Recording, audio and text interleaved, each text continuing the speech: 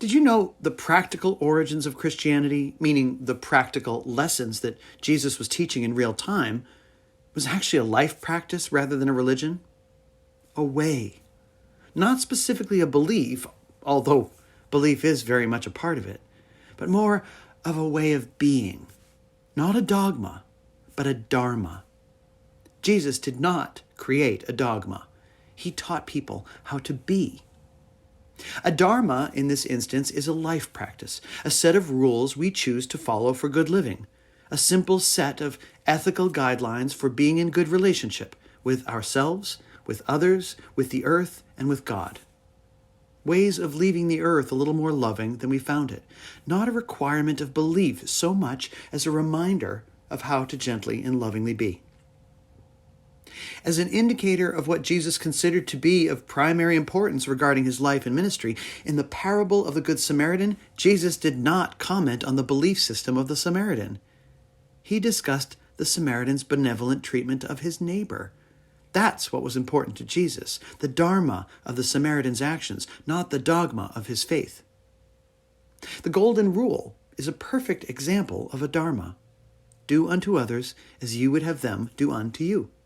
Be as kind to other people as you want them to be kind to you. Simple rule, but with very complex concepts behind it, upon which we may meditate for the rest of our lives, including the idea that we should treat others with dignity and kindness even when they are not doing the same in return. That's taking basic ethical guidance and turning it into a practice. And practices are easy to say, hard to do. When we look at the words and actions of Jesus, there is a dharmic pattern of teaching that emerges with 6 different categories. Through his parables and his behavior, Jesus of Nazareth taught life practices on forgiveness, compassion, hospitality, non-resistance, empowerment, and gratitude. And here's the crux of it. All the things which he spoke about, demonstrated, or explained in parable form, all of these teachings are about relationship. How we interact with other people, how we treat our enemies, how we diffuse and de-escalate a tense or dangerous situation, how we treat our sick, widowed, orphaned, and imprisoned, how to raise one another up. Why? If God had devised a way to get us these teachings through the person of Jesus, and not just Jesus, by the way, because there have been many teachers and prophets beginning about 2,500 years ago who have taught humanity these things, why are these teachings so important? What is their purpose that they were delivered to us in this way and at this time? I like to think it's because we needed them and we were ready for them. My faith tells me that enough of humanity must have finally began praying for peace from their gods, not just prosperity, but for peace. And so the teachers came. They came so they could insert some dignity and compassion into our civilization at just the right time and in the most effective ways possible, so that as we grew in both population size as well as knowledge, we would not only avoid catastrophe, but thrive as a people of great promise.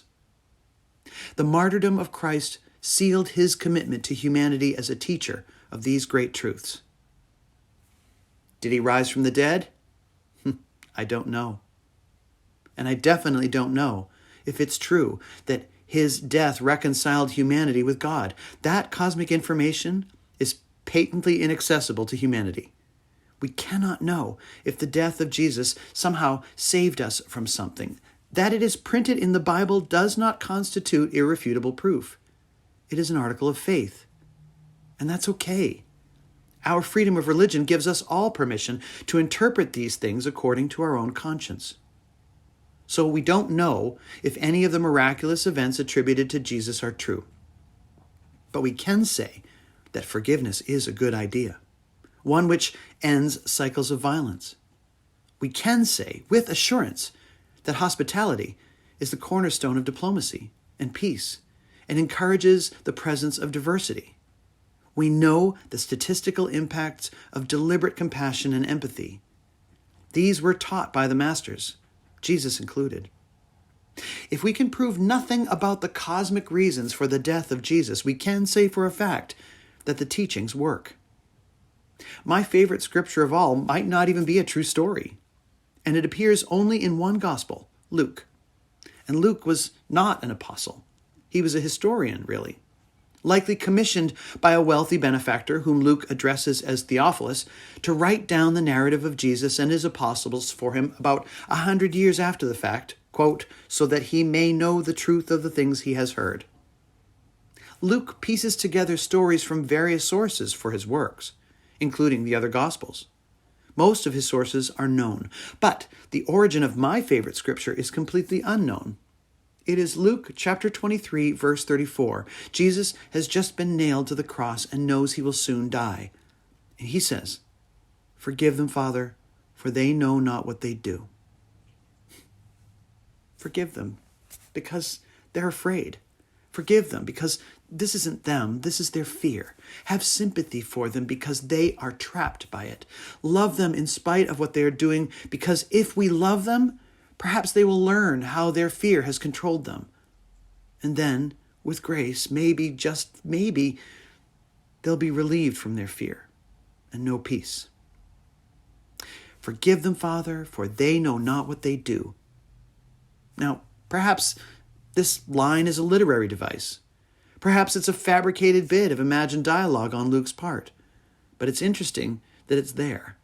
Because even if fiction, there is a beautifully synthesized truth to it. It shows that Luke truly understood the teachings. He had gleaned the true purpose of what our role on earth is intended to be. He understood that we are guided by faith to do the impossible. Forgive even those who have done or are in the process of doing the unthinkable. If you can manage to forgive and even have compassion for those who are against you, there is a sacred benefit to that. There is an energetic ripple effect to the dramatic grace and benevolence you are demonstrating. It rings a bell in the universe. People will notice it and see in you the examples of how they in turn might demonstrate the same. They will learn that forgiveness does not mean they are allowing someone to avoid responsibility. It means their actions no longer have emotional power over you. They will learn how forgiveness inspires restorative justice, which heals our community, rather than seeking retributive justice, which only destroys it. Jesus died to get this message out in the most dramatic way possible. And in that sense, he died for you. In that sense, he has offered a true way out of cycles of violence and opened doors of hospitality on your behalf.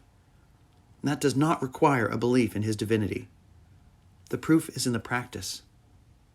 The celebration of Easter is all the more meaningful when we remind ourselves that loving one another by raising each other up was the primary lesson Jesus taught and lived for. Everyone has their own worldview on this, of course, and all of them matter. When in doubt, however, simply love one another. Love will know what to do next. Happy Easter, and may you have a blessed spring season.